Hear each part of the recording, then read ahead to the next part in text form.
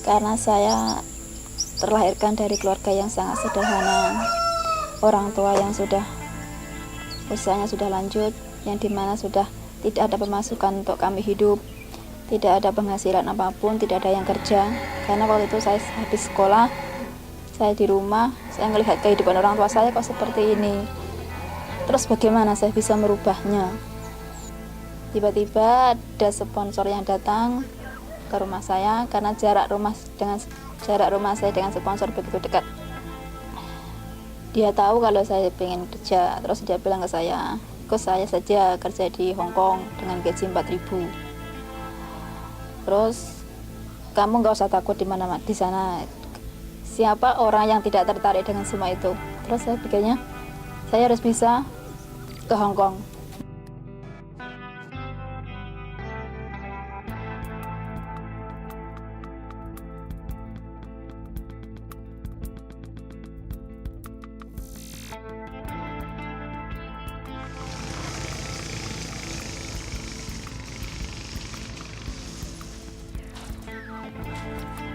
Ya, setelah saya di PT, saya dengar kalau belum pernah keluar negeri atau belum pengalaman keluar negeri, itu digaji underpay. Dan saya harus terima karena saya dengar dari teman itu, kalau misalnya kalau kita MD itu harus bayar denda sebesar 12 juta. Itu staf PT yang bilang. Jadi saya tidak punya, karena saya tidak punya uang, saya melanjutkan kerja ke luar negeri. Gaji saya cuman waktu tanda tangan PT ngomong kalau gaji saya itu cuman 2.000 underpay, tapi kalau di Hong Kong ditanya sama pihak imigrasi harus ngomong gajinya full. Karena kalau nggak full saya bisa dipenjara di Hong Kong. Jadi saya takut untuk bicara jujur. Dan di hati saya cuman kepengen sukses.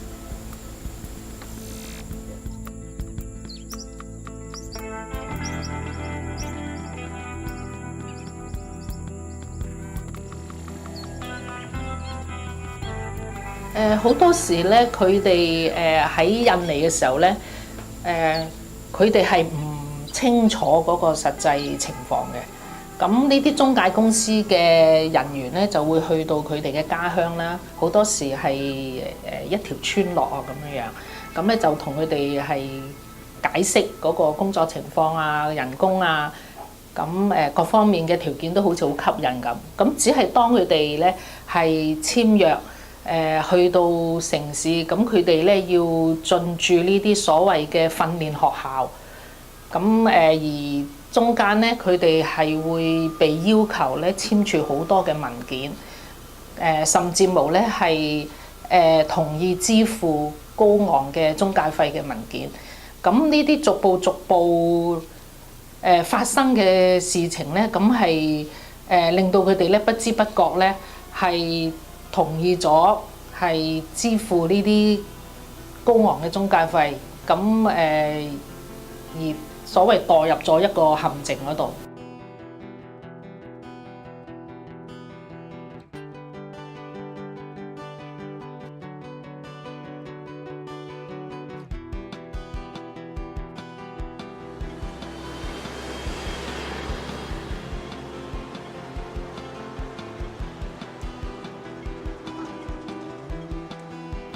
Ya, selama 7 bulan potongan gaji, saya cuma menerima sisa uang sebesar $100.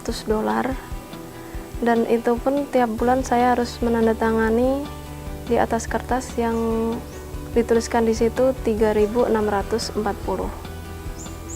Yang sebenarnya saya cuma menerima gaji 2.000. Setelah potongan setelah potongan gaji 6 bulan, saya sempat menanyakan kenapa selanjutnya kok saya cuma digaji 2.000. Itu katanya udah ada keputusan dari dia dan agenmu udah tahu apa tidak mengasih tahu ke kamu. Dan saya bertanya, saya tidak mau kalau digaji 2.000 dan dia marah-marah, malah memukul-mukul lemari dan tidak menjawab.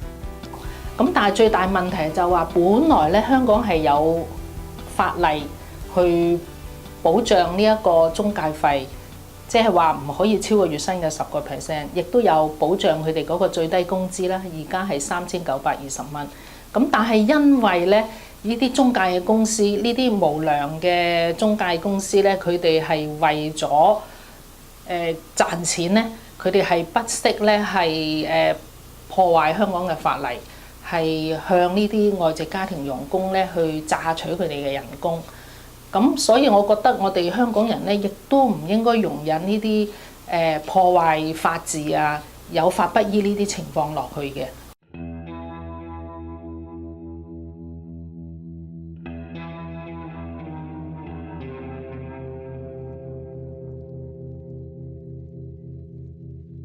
Ketika saya di majikan, saya tidak diperbolehkan untuk memegang paspor.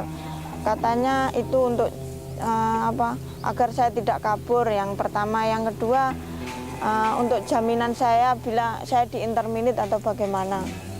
Reaksi majikan saya ketika saya berusaha untuk meminta paspor itu karena saya merasa paspor itu merupakan dokumen pribadi saya. Selalu saya mendapat cacian dan marah dari majikan karena mereka memberi alasan bahwa yang penting saya berada di Hong Kong itu untuk bekerja, dan itu dokumen dan lain sebagainya, paspor udah akan aman di tangannya. Mereka memberitakan seperti itu.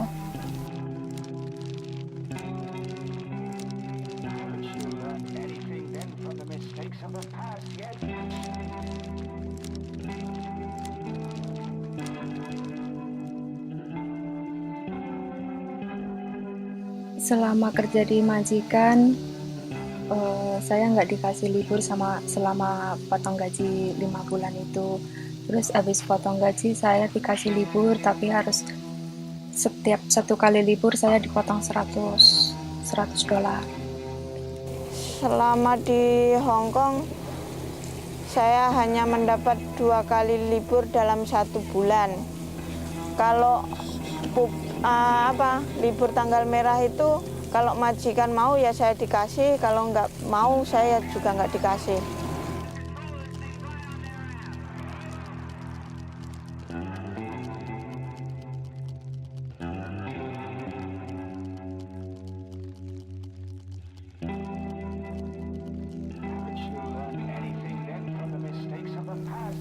Selama saya berada di rumah majikan, saya tidur di kamar pakaian karena alasannya emang nggak ada tempat lain, jadi saya tidur di kamar pakaian itu. Itu kekerasan seksual itu datang dari grandfather, ayah dari majikan laki-laki saya. Majikan yang kedua itu keluarga besar di situ. Jadi saya tidur juga di depan TV, saya tidur juga di ruang tamu. Waktu itu kakek itu selalu mengganggu saya, dia menyentuh-nyentuh badan saya, dia mengatakan, "What do you want to sex? Apa kamu mau seks sama saya? Kamu tuh pembantu di sini, nanti saya akan kasih kamu uang banyak kalau kamu mau seks sama saya." Dia kalau saya tidur malam, dia selalu pegang saya karena saya tidurnya di ruang tamu itu. Jadi every time, setiap saat dia akan come to me and touch my body. Dia pegang tubuh saya. Waktu itu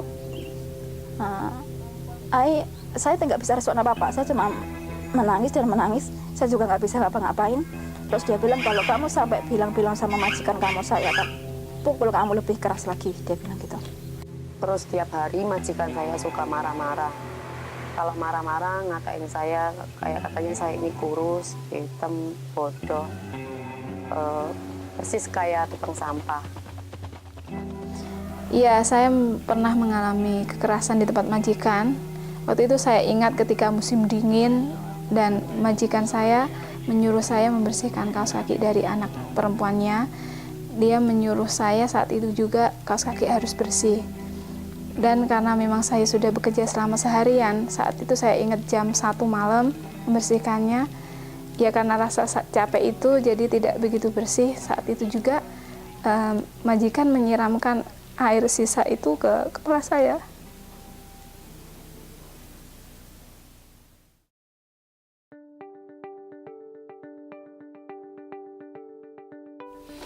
其實香港政府咧最緊要咧就係執法，因為法例已經好清楚講明嗰個規定，咁政府咧係需要咧懲罰嗰啲違法嘅中介公司啦，咁亦都要懲罰嗰啲僱主咧當佢哋克扣工資嘅時候咧，佢哋係應該要受到法律嘅制裁啦，咁令到咧所有嘅香港人咧都知道咧濫收呢個中介費咧係一個嚴重嘅罪行嚟嘅。克扣工資亦都係一個嚴重罪行，咁係我哋香港人咧係唔可以接受。Harapan saya untuk teman-teman TKI yang kerja di luar negeri, khususnya yang ada di Hong Kong, saya berharap mereka mendapatkan haknya yang sesuai dari tempat tidur, dari kamar sendiri, terus dari gaji, dari hari libur. Saya mengharapkan mereka mendapatkan hak mereka secara adil.